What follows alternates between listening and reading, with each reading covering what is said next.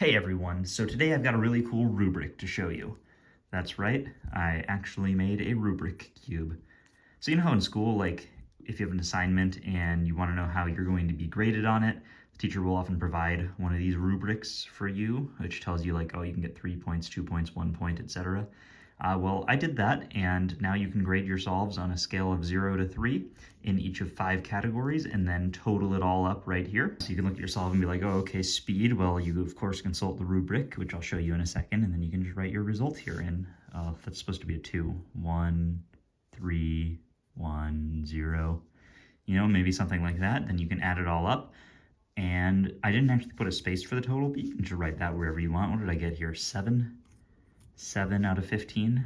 So yeah, that's pretty good. But yeah, let's look at the actual categories here. And obviously, these are a bunch of silly subjective things that I came up with. Since it's dry erase in the particular method I made, you can just wipe it right off. So let's look at these categories.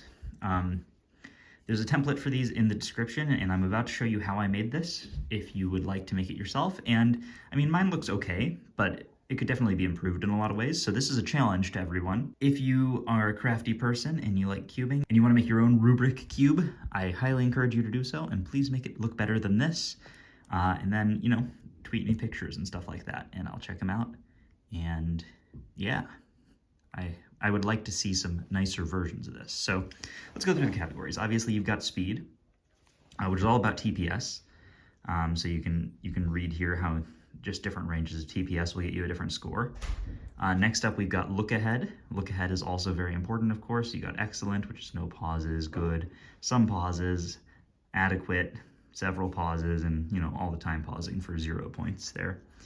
We got efficiency. Obviously, anything over 60 moves, very inefficient, so you're going to get 0 for that. Efficiency is probably my strictest grading scale here. But yeah. Then we've got success, yeah, so whether or not you succeeded at the solve. If it's solved with no penalty, you get full credit. +2 is 2 points. A DNF, but it's kind of close, is 1 point. And 0 points is if it's just completely scrambled. And the last category here, probably the most important, is creativity. So if you're creative and you use like an actual method that's good, for instance, if you use hexagonal Francisco, you'll get the full 3 points. If you use something that's interesting, such as Ru or ZZ, you'll get 2 points. If you use something boring like CFOP, you'll get one point. And of course, if you just peel the stickers off or disassemble the puzzle, that's 0 points.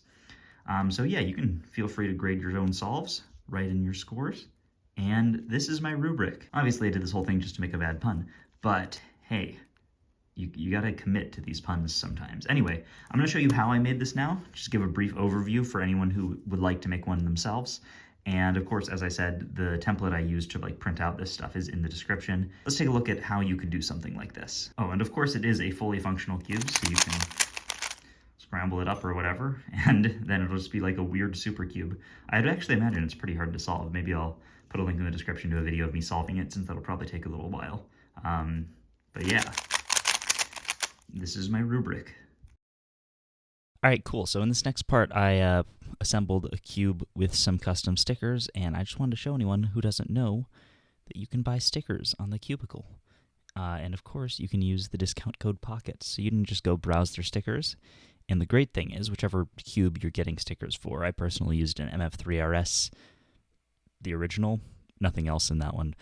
No extra letters at the end, just because I wanted to have one. I don't actually own one yet, but that's what I used, so I found that sticker set on here. You can search for it, of course, but just whichever one you use, you can customize it, and since for this, the look I was going for, I wanted it to look like it was just words printed on paper, I just like took one of these things, and I was like, oh yeah, just give me a set of 6 white stickers.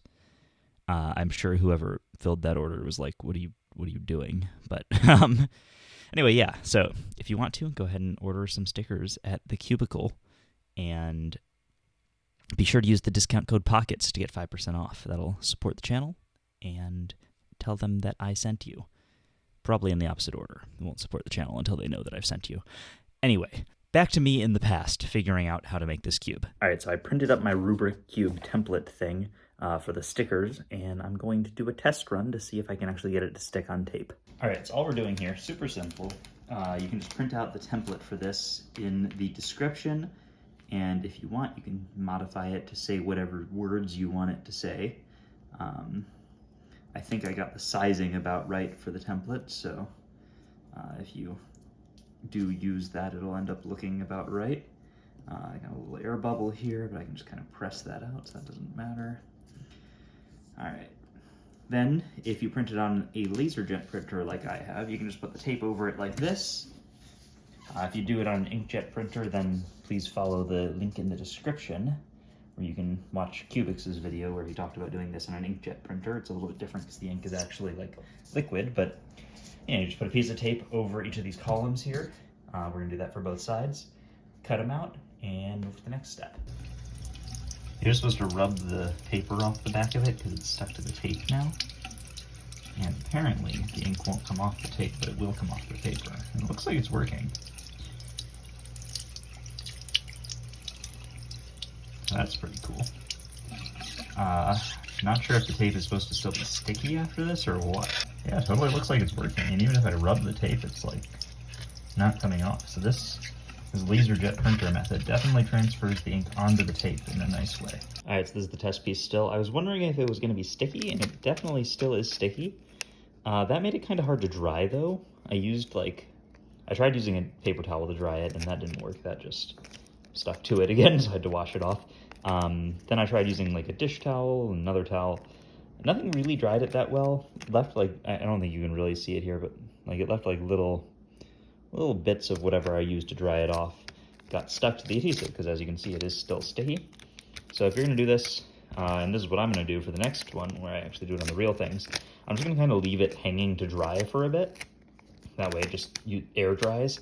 And I'd imagine it'll still get like dust and stuff from the air stuck to it, but probably won't look as bad. And again, it doesn't even look that bad, so if you're in a hurry, I'm not sure why you'd be in a hurry to do this, but if you're in a hurry, yeah, you can just use a normal towel, because it doesn't look that bad, but I'm probably going to hang it up to dry, and that should look a little bit better. All right, so I'm just going to take these stickers and group them all into the corner. All right, so that's the plan, to make them all like this, that I can just put the sticker over and there will be no gaps between them. I'm going to do the rest of these and get back to you when I'm actually putting the stickers on. I have this organized into sections. Each section has 3 lines. And I'm hoping that it fits onto the paper in an acceptable way. So here's one of those. You can still see white bits from the paper that I didn't quite get off, but I'm thinking that won't matter because it's going to be on a white background anyway. And it looks like it's going to line up pretty well, so that's good. There we go. All right, so I've got all the stickers ready to go here. And now I'm just going to cut around them, I think with like an X-Acto knife. Actually, now that I'm thinking about it, I can just peel off these stickers as like a sticker sheet, so it might be easier to just cut them out with scissors because I can just cut around them. In any case, I'm going to go get the cube ready before I do this. I'm going to de-sticker the cube, so that as soon as I cut them off, I can just put them right on. For the orientation of the second face relative to the first, I'm thinking of doing this. That one's sideways like this, and they kind of wrap around the corner, and the next one would be like this, so that you can, have a rotation.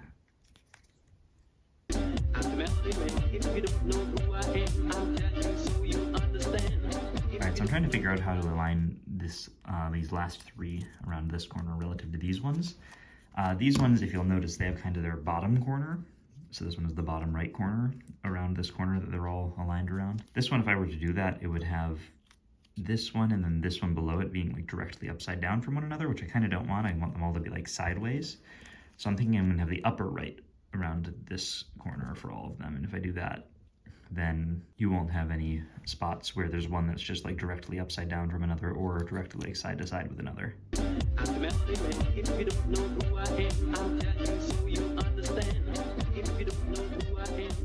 And there we go, all done. Cool, cool, cool. So I've noticed that like as I've been sliding it around on the table here, the stickers kind of have a tendency to get caught on the fabric more easily, and it seems like they'll peel off more easily. I don't know if it's just because I've been handling it more, or maybe the tape on top gives them kind of a wider surface area to peel off. So I'm going to be carrying this around in like a nice container to make sure that the stickers don't peel off. But like when you're just turning it, it doesn't seem like it'll be that bad. But yeah, this looks pretty cool. And now, when you solve yourself, you can grade yourself using a rubric. If you don't know who I am, I'm telling you so you understand. If you don't know who I am, I'm Melody Man. I'm the Melody Man. If you don't know who I am,